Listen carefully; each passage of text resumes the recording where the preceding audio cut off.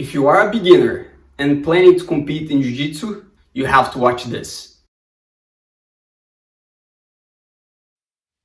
Today, let's talk about the most common mistake people make for their first time. In this video, you will learn how to spot these mistakes, which is super important, and also how to avoid them. So the most common mistake that I find is people signing up for a tournament and not knowing why they want to compete. What's the motivation behind that registration to compete in a jiu-jitsu tournament?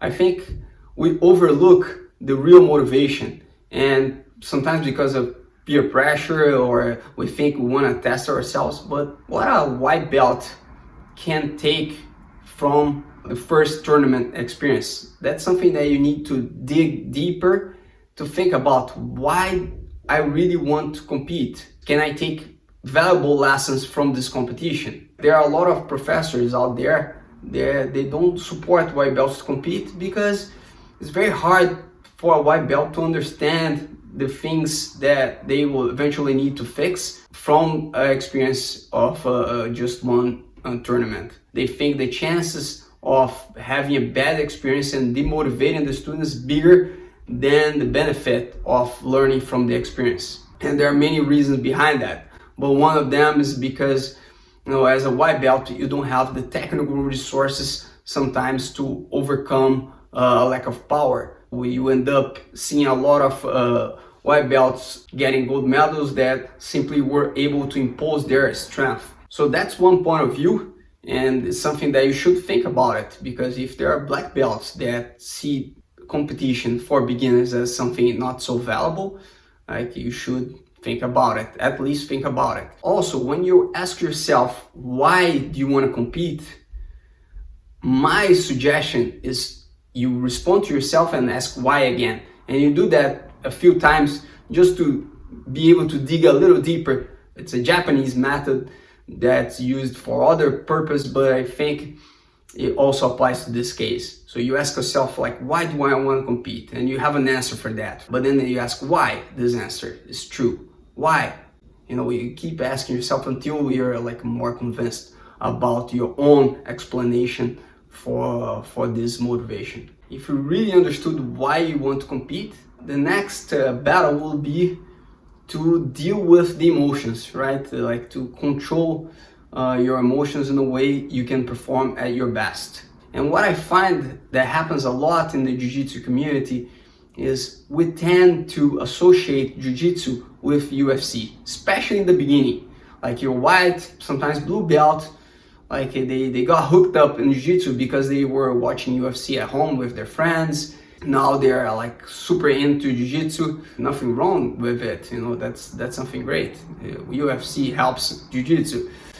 But when you visualize you joining, you fighting a jiu-jitsu tournament, should be very different from a UFC fight. We are not doing MMA, we are doing jiu-jitsu, right? And then when we think this way, we're just building hype, but building hype in a way it's stressful. Sometimes too stressful to the point that it's not helping you anymore. You have to find a balance. You need to visualize the fight, you need to train the fight, but you gotta go back and try to put in perspective what kind of tournament you're joining. Which belt are you? Do you have time to do all the training that a UFC champion does?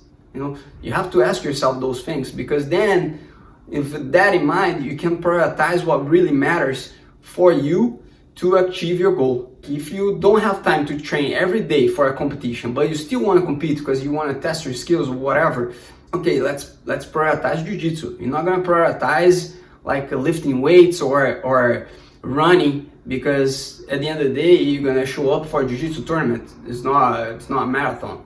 It's not like a competition who is the strongest, right?